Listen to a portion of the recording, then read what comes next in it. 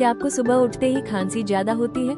इसका मुख्य कारण है रात भर जमा हुआ कफ, जो सुबह शरीर जगते ही बाहर निकलने लगता है। ठंडी हवा और कमरे का तापमान भी श्वसन मार्ग को संवेदनशील बना देता है। कमजोर पाचन और कफ बढ़ाने वाला आहार भी समस्या को बढ़ाता है। नाक बंद रहने से मुंह से सांस लेने की आदत गले को सूखा और इरिटेट कर देती है। आयुर्वेद में नस्य, भाप, काढ़ा और कफ शामक औषधियाँ राहत देती है। अगर आपकी सुबह की खांसी रोज बढ़ रही है तो लक्षण को अनदेखा न करें, आज ही हमारे क्लिनिक से संपर्क करें।